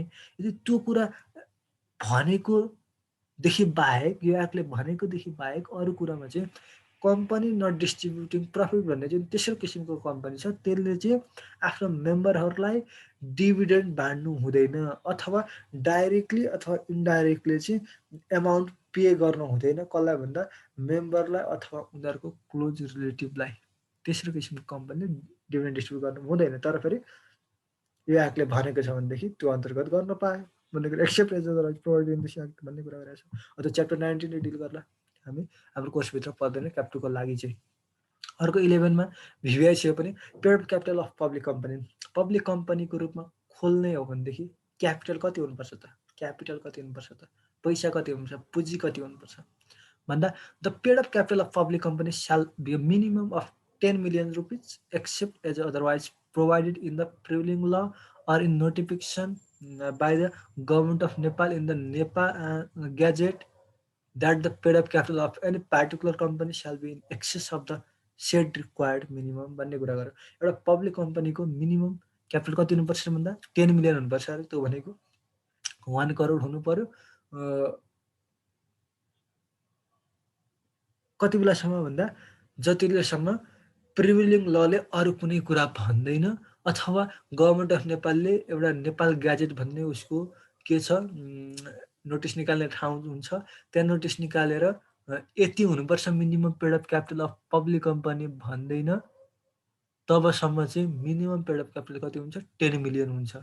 अब प्रिभिलिङ लले अथवा नेपाल ग्याजेटले त्योभन्दा 10 million भन्दा माथि हुन्छ भनेर भनिदिन्छ भनेदेखि चाहिँ अथवा 10 million नभएर 20 million चाहिँ मिनिमम हुनैपर्छ भनेर नेपाल ग्याजेटले अथवा प्रिभिलिङ लले कुनै बिजनेसको लागि भनिदिएको छ भने त्यति नै पेड अफ क्यापिटल हुनु पर्यो, 10 million मात्र भएर भएन। त्योभन्दा तल त 10 million भन्दा तल जानु त कहीँबाट चान्सै छैन। त्योभन्दा माथि चाहिँ नेपाल गभर्मेन्टले अझै मिनिमम 10 million मात्र पुगेन, 20 million हुनु पर्यो अथवा प्रिभिलिङ 10 million मात्र भएन, 20 million हुनु पर्यो भनिदिन्छ भनेदेखि त्यति पब्लिक कम्पनीले मेन्टेन गर्नै पर्यो। जस्तो ब्याङ्कको एउटा हाम्रो 8 अर्ब भनिदिएको छ, 1 करोड मात्र भएर भएन, 8 अर्ब हुनैपर्छ मिनिमम भनेको छ। के हो? ब्याङ्क भनेको पब्लिक कम्पनीको दर्ता हुनुपर्छ हो, त्यसको 8 million हुनैपर्छ भनिदिएको छ। भनेपछि नेपाल एनआरबीले हाम्रो एनआरबी एक्टले, नेपाल राष्ट्र ब्याङ्क एक्टले चाहिँ त्यो भनिदिएको छ। त्यो भनिदिएपछि त्यति पुरा गर्नै पर्यो, 10 million मात्र भएर भएन अथवा 1 करोड मात्र भएर भएन, 8 अर्बै चाहियो। त्यसरी हाई सेट पनि गरिदिन सक्छ प्रिभिलिङले अथवा नेपाल गभर्मेन्टले नेपाल ग्याजेटमा पब्लिस गरेर। अर्को 2 मा के भनौँ? Not standing anything contain in subsection 1 a public company which does not have the paid up capital as mention in that subsection at the time of commencement of this act shall maintain the capital referred to in subsection 1 no later than 22 Ashwin 265 अथवा 8 October 2008 भन्ने कुरा गर्यो। यदि चाहिँ 1 मा यति minimum capital 10 million हुनैपर्छ भन्दै गर्दाखेरि चाहिँ यदि एउटा पब्लिक कम्पनी छ जसको चाहिँ पेड अफ क्यापिटल 10 million पनि छैन, 1 करोड पनि छैन, पब्लिक कम्पनी हो तर 1 करोड पनि छैन, कति बेला भन्दाखेरि यो जब हाम्रो 11 को 1 को जुन प्रोभिजन 11 को 1 को जुन प्रोभिजन आयो त्यति बेला हेर्दाखेरि चाहिँ एउटा पब्लिक कम्पनी जसको चाहिँ 10 million पनि हाम्रो पेड अफ क्यापिटल छैन भने त्यसले के गर्ने भन्दा त्यो 11 को 1 को जुन प्रोभिजन आएको छ त्यो प्रोभिजन आएपछि नो लेटर देन 22 अश्विन 265 को अश्विन 22 गते भन्दा पछाडि नहुने गरी के गर्नु पर्यो? त्यति पेड अफ क्यापिटल बनाउनु पर्यो। उसलाई समय दिदियो। अब छैन ठिक छ, छैन भने ठिकै छ, अब बना नि त ल 265 अश्विन 22 सँग बना भनेर प्रोजेक्ट बनाइदिएछ। अहिले हेर्ने हो भने हामी 277 मा छौँ भनेपछि जसले पेड अफ क्यापिटल पुगेको थियो नि तिनीहरूले बनाइसक्नु पर्ने थियो। हाम्रो एकचोटि पुरै हल्ला मच्चाएको थियो मार्केटमा कि कम्पनी गाब्ने होर्ने यताउता भइरहेको थियो। किन भन्दाखेरि मिनिमम पेड अफ क्यापिटल नपुगेर। Paid up capital public company कति हुने भन्ने कुरा भनिहाल्यो। अब प्राइभेट कम्पनी केही भनेको छैन भनेपछि जति पनि पेड अफ क्यापिटल हुन पायो भन्ने कुरा बुझ्न सकिन्छ यहाँबाट। मिनिमम हिसाब यति हुनुपर्छ भन्दा प्राइभेट कम्पनीको रूपमा केही भनेको छैन। अर्को 12 ले के भन्छ भन्दा यो पनि एकदम भिभिआई एक्जामको लागि to be incorporated as public company to carry on some specific transaction. कुनै स्पेसिफिक ट्रान्जेक्सन तल भनेको स्पेसिफिक ट्रान्जेक्सन गर्नको लागि चाहिँ पब्लिक कम्पनीको रूपमा दर्ता हुनैपर्छ। प्राइभेट कम्पनीको रूपमा नट प्रफिटको रूपमा दर्ता भएर भएन, पब्लिक कम्पनीको रूपमा दर्ता हुनु पर्यो तलका बिजनेसहरू गर्नको लागि। कस्ता बिजनेस भन्दा notwithstanding anything content in this section a company carrying on the business of banking, financial transactions, insurance business related transactions, stock exchange business, pension fund or mutual fund, telecommunication service provider with paid up capital of more than 5 crore or company carrying on such other business or transaction as may be prescribed shall be incorporated as a public company. Currently, registered private companies operating such specific transactions shall be converted into public company within 2 years pursuant to this section भन्ने कुरा गर्यो र 12 ले के भन्यो public कम्पनीको रूपमा कुन चाहिँ दर्ता हुनैपर्छ अरू कम्पनीको दर्ता भएर भएन भन्दा ब्याङ्किङ हुनै पर्यो फाइनेन्सियल ट्रान्जेक्सन्स चलाउने उहरूले पनि हुनै पर्यो अर्को इन्डस्ट्री बिजनेस रिलेटेड ट्रान्जेक्सन गर्ने कम्पनीले पनि पब्लिक कम्पनीको रूपमा हुनु पर्यो स्टक एक्सचेन्ज बिजनेस चलाउनेले पनि पब्लिक कम्पनीको रूपमा पेन्सन फन्ड पनि म्युचुअल फन्ड चलाउनेले पनि र इभन टेलिकम्युनिकेसन सर्भिस प्रोभाइड गर्ने हामीसँग अहिले के सुनिरहेको के छ एनसिएल छ एनटिसी छ र जसको चाहिँ के छ मोर देन 5 करोड चाहिँ पेड अफ क्यापिटल छ भनेदेखि 5 करोडभन्दा माथि पेड अफ क्यापिटल राखेको छ भने प्राइभेट कम्पनीको रूपमा भएर बसिरहनु भएन ऊ चाहिँ अब खोल्नेहरूले त 5 करोडभन्दा माथि क्यापिटल भएर टेलिकम्युनिकेसन सर्भिस प्रोभाइड गर्नेहरूले त पब्लिक कम्पनीको रूपमा खोल्नु परिहाल्यो र चाहिँ जसले चाहिँ यो प्रोभिजन आएको समयमा प्राइभेट कम्पनीको 5 करोडभन्दा माथि पेड अफ क्यापिटल भएर पनि टेलिकम्युनिकेसन सर्भिस प्रोभाइड गरिरहेको छ प्राइभेट कम्पनीको रूपमा दर्ता भएर भनेदेखि त्यस्ता कम्पनीले चाहिँ पब्लिक कम्पनीको रूपमा दर्ता भइहाल्नु पर्यो कहिले भन्दा यो प्रोभिजन आएको 2 वर्षभित्र यो चाहिँ स्पेसली एनसिएललाई टार्गेट गरेर आएको भन्ने कुरा बुझ्न सकिन्छ एनसिएल भनेको प्राइभेट कम्पनी थियो अहिले त लगभग हाम्रो पब्लिक कम्पनीको रूपमा दर्ता भइसकेको छ एनसिएल भनेको पहिले प्राइभेट कम्पनी जसको पेड अफ क्यापिटल 5 करोडभन्दा माथि थियो तर प्राइभेट कम्पनीको रूपमा सञ्चालन भइरहेको थियो अब यो प्रोभिजनले स्पेसली टार्गेट एनसिएललाई गर्यो र अब एनसिएलले के हुनु पर्यो भन्दा पब्लिक कम्पनी हुनु पर्यो किनभने more than 5 crore paid up capital छ र टेलिकम्युनिकेसन सर्भिस प्रोभाइड गरिरहेको छ अर्को हाम्रो सेक्सन भिबिआई भनेको के छ भन्दा conversion of private company into public company conversion of private company into public company एउटा प्राइभेट कम्पनीको रूपमा सञ्चालन भइरहेको छ भने पब्लिक कम्पनीको रूपमा के हुने कन्भर्ट हुने प्राइभेट कम्पनी सानोमा सञ्चालन भइरहेको छ अझै ठुलो भन्ने बुझौँ अथवा private company to public company private company दर्ता भइरहेको छ पब्लिक कम्पनीमा जाने In the following situation, a private company shall be converted into a public company under this section.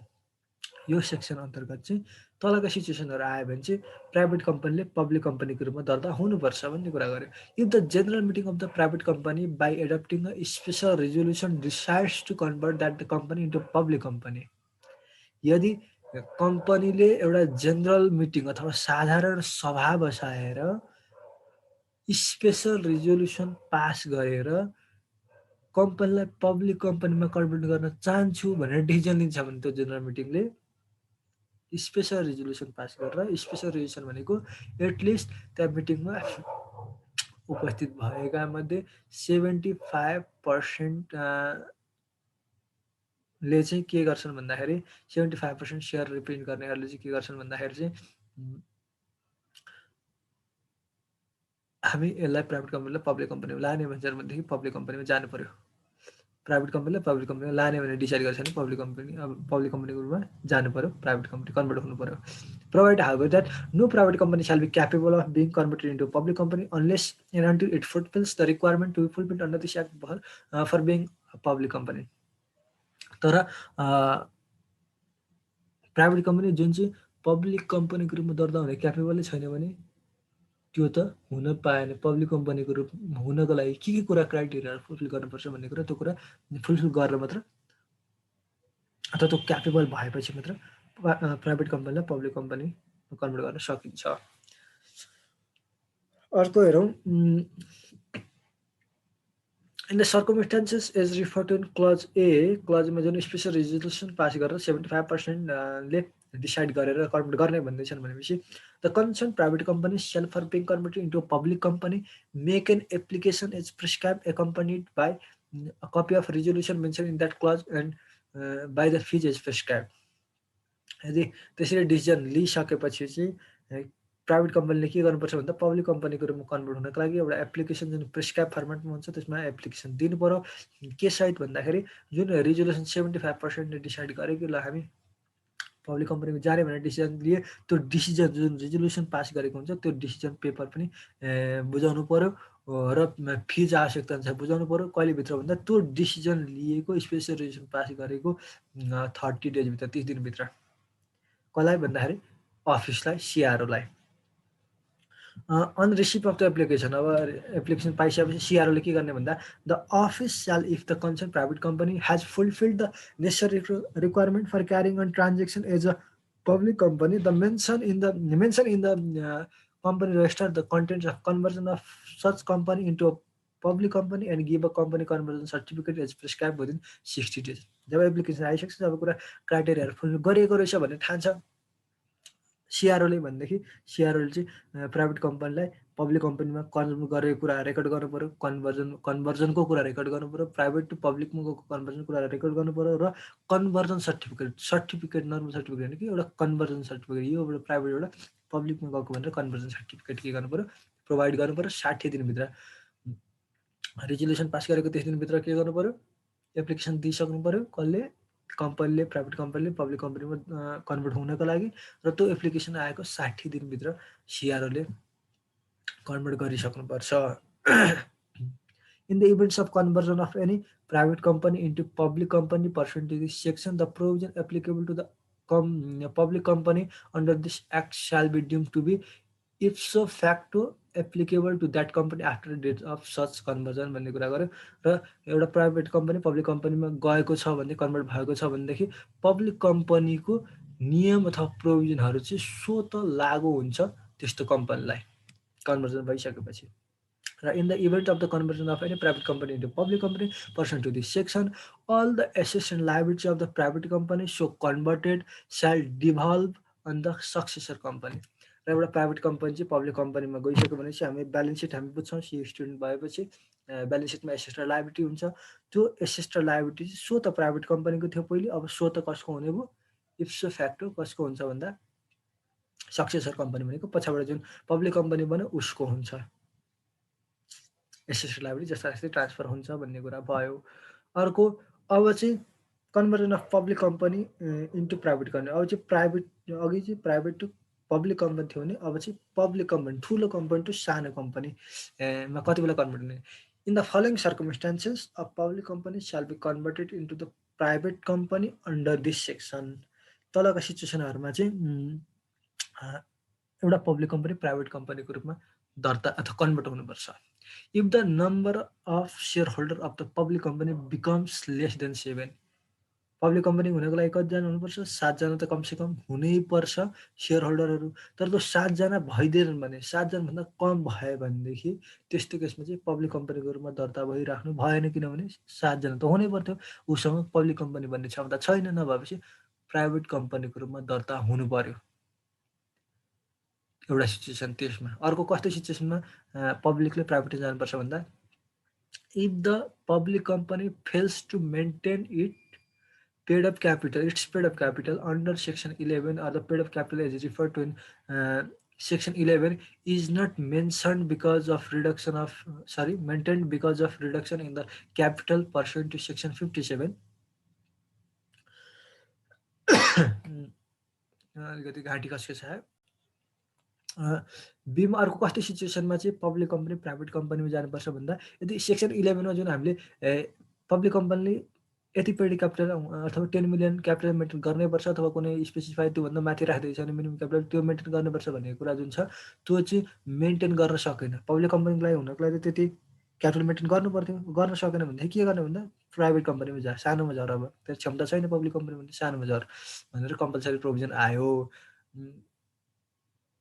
सानोमा कन्भर्ट हुनु पर्यो। अथवा चाहिँ 11 मेन्टेन गर्न सकेन, अथवा 11 अनुसारको मेन्टेन गर्न सकेन, के कारणले भन्दा सेक्सन 57 अन्तर्गत रहेर क्यापिटल रिडक्सन गर्यो। सेक्सन 57मा यस्ता यस्ता क्राइटेरिया फुलफिल गर्यो भनेदेखि उसले क्यापिटल रिडक्सन गर्न पाउँछ। पेड अफ क्यापिटल जति छ त्यो पेड अफ क्यापिटललाई रिडक्सन गर्न पाउँछ भन्ने कुरा गरेको छ।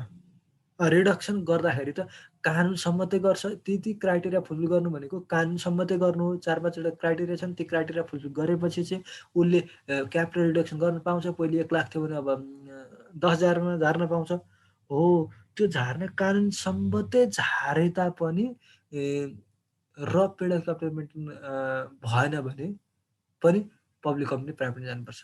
कम्पनीले के भन्न सक्छ भनेदेखि मैले त सेक्सन 57 को सबै क्राइटेरिया फुलफिल गरेर क्यापिटल रिडक्सन गरेको हो नि त। त्यही भएर त मिनिमम क्यापिटल जुन 11 अनुसार मेन्टेन गर्नुपर्थ्यो, 1 करोड अथवा त्योभन्दा बेसी जुन मिनिमम लिमिट हुन्छ त्यो मेन्टेन गर्नुपर्थ्यो, त्यो मैले मेन्टेन गर्न सकिनँ।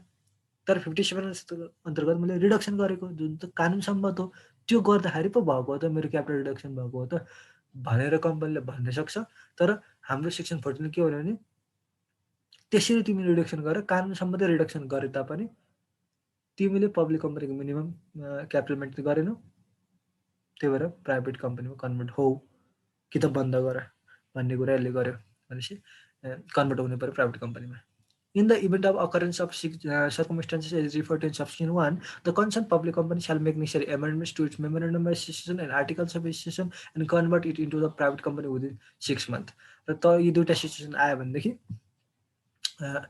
एउटा पब्लिक कम्पनीले के गर्नुपर्छ भन्दा आफ्नो एमओ र एओलाई जे आवश्यकता अनुसार सुधार गरेर 60 भित्र सुधार गर्ने र प्राइभेट कम्पनीमा कन्भर्ट गर्नुतर्फ लाग्नु पऱ्यो भन्ने कुरा गर्ने। The concern public company shall make an application accompanied by copy of MOA and AOA pursuant to subsection 2 and the prescribed fees to the office for being converted into private company within 30 days after making of such amendment. जब 6 महिनाभित्र चाहिँ उसले amendment गरिसक्छ MO र एओ आवश्यकता अनुसार।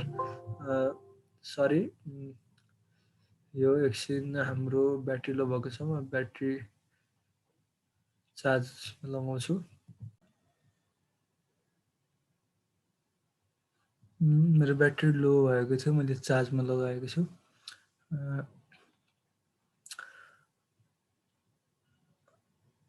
हामी कहाँ थियौँ भन्दा सबसेक्सन 3 मा थियौँ, सेक्सन 14 को सबसेक्सन 3 मा थियौँ। र हामीले के भन्ने थियौँ, 6 महिनाभित्र एमओ र एओ 2 अन्तर्गत रहेर उसले एमेन्ड गरिसक्नुपर्छ। सिचुएसन आएको 1 अन्तर्गतको सिचुएसन आएको 6 महिनाभित्र 2 अन्तर्गत एमओ र एओमा नेसेसरी एमेन्डमेन्ट गरिसक्नुपर्छ र 3 अन्तर्गत त्यो एमेन्डमेन्ट गरिसकेको 30 दिनभित्र चाहिँ कम्पनीले पब्लिक कम्पनीले प्राइभेट कम्पनीमा कन्भर्ट हुँ भनेर गरिदिनुहोस् भनेर सिआरओलाई एप्लिकेसन दिनु पऱ्यो र साथमा अब प्रिस्क्राइब फिज पनि दिनु पऱ्यो र जुन एमेन्डमेन्टको रिजोल्युसन छ त्यो पनि बुझाउनु पऱ्यो, कपी पनि बुझाउनु पऱ्यो। अब सिआरओले चाहिँ on receipt of the application pursuant to subsection 3 the office shall mention in the company register the content of conversion of such company into a private company and give a company conversion certificate as prescribe within 60 days.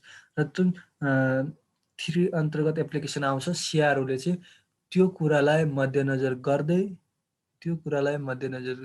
गर्दै सबै कुराहरू हेरेर चाहिँ 60 दिनभित्र कन्भर्जनको कुरा रजिस्टरमा लेख्नु पऱ्यो र कन्भर्जन सर्टिफिकेट पनि प्रोभाइड गर्नु पऱ्यो। अर्को 5 मा छ हाम्रो in the event of conversion of any public company into private company person to the subsection 4 all the assets and liabilities of the public company to be converted shall devolve on the successor company। है private company public कम्पनीमा जाँदाखेरि सबै asset liability public कम्पनीको भए जस्तै पछाडि successor कम्पनीको भए जस्तै यहाँ पनि पब्लिक कम्पनी प्राइभेट कम्पनी बनिसकेपछि पब्लिक कम्पनीको एसेट लाइबिलिटी प्राइभेट कम्पनीको बन्छ भन्ने कुरा गर्यो।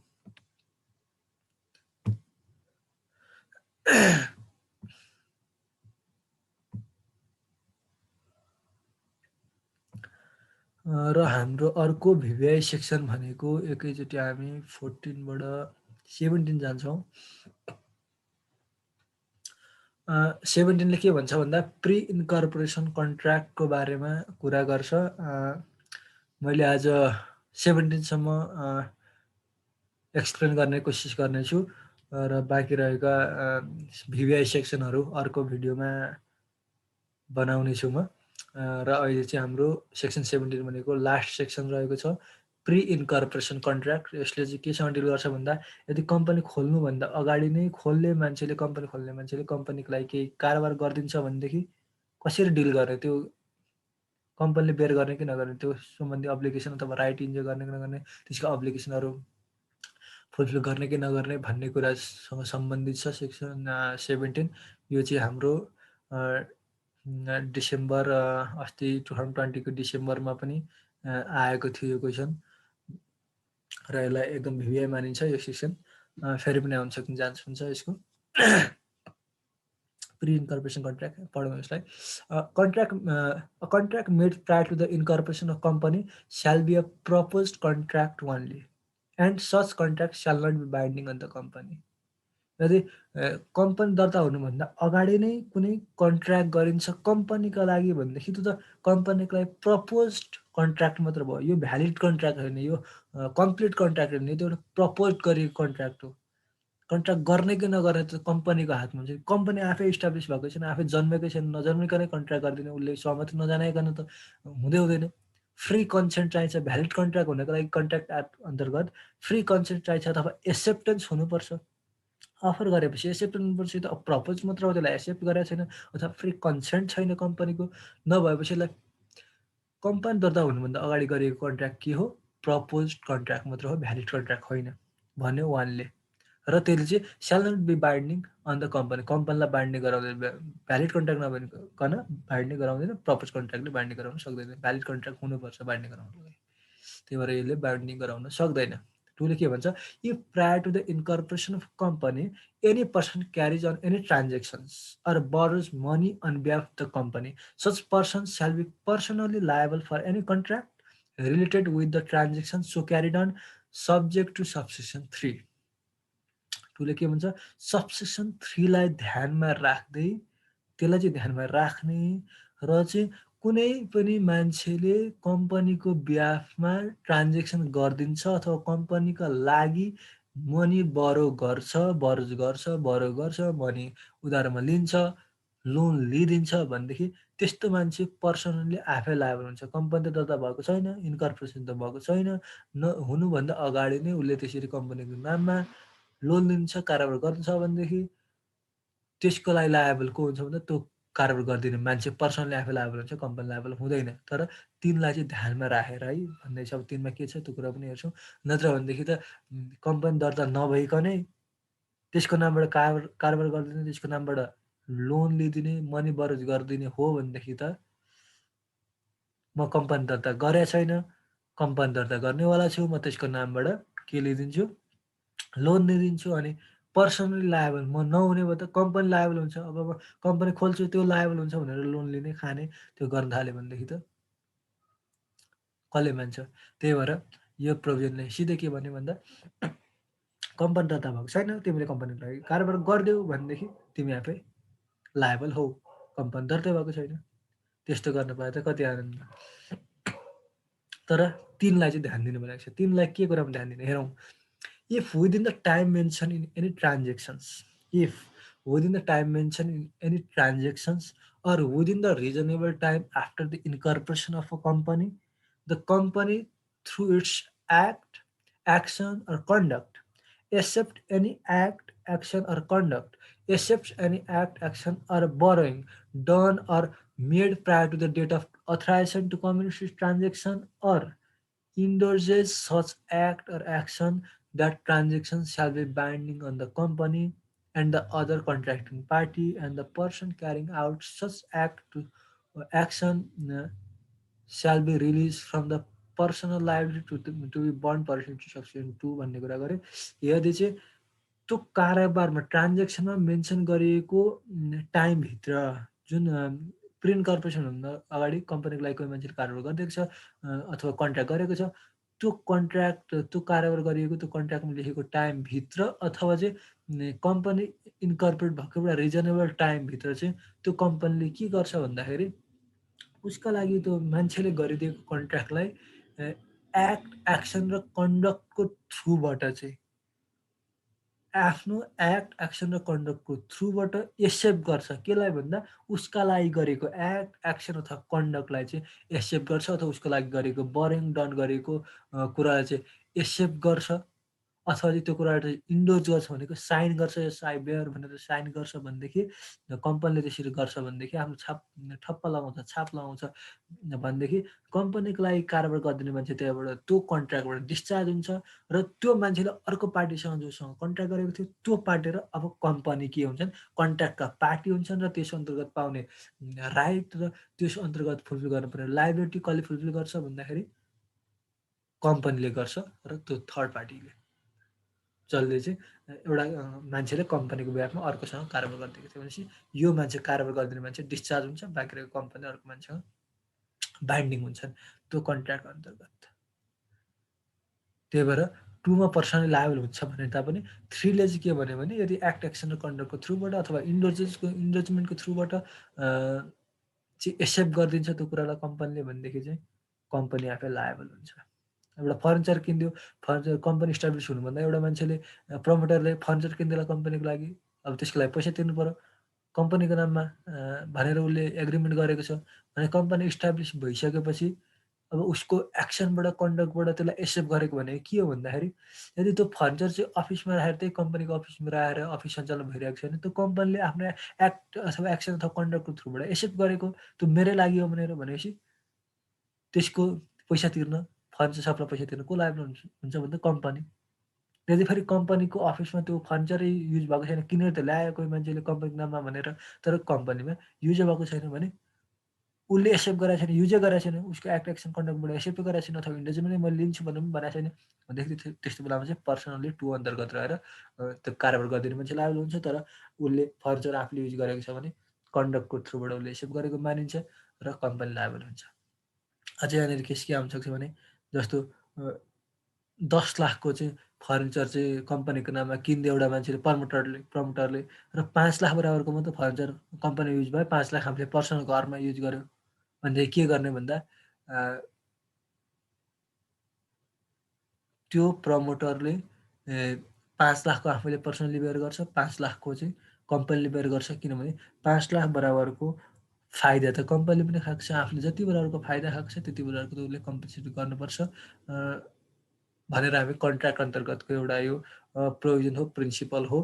कन्ट्र्याक्ट एक्टले गभर्न गर्छ यसलाई र जति बराबरको फाइदा लिएको छ त्यति बराबरको लायबिलिटी पनि बेयर गर्नुपर्छ कम्पनीले। त्यही भएर 5 लाख बराबरको यस्तो केसमा कम्पनीले पनि बेयर गर्नुपर्ने हुन्छ। अर्को फर्ममा के भनेको छ हेरौँ। Notwithstanding anything contained elsewhere in this section, the consensus agreement of private company shall govern any contracts made prior to the incorporation of such company भन्ने कुरा गर्यो र हामीले प्राइभेट कम्पनीको लागि चाहिँ कसैले इन्कर्पोरेट हुनुभन्दा अगाडि नै कन्ट्र्याक्ट गरिदिएको छ भने को लायबल हुने भन्ने कुरा चाहिँ प्राइभेट कम्पनीको एमओए, प्राइभेट कम्पनीको एओए,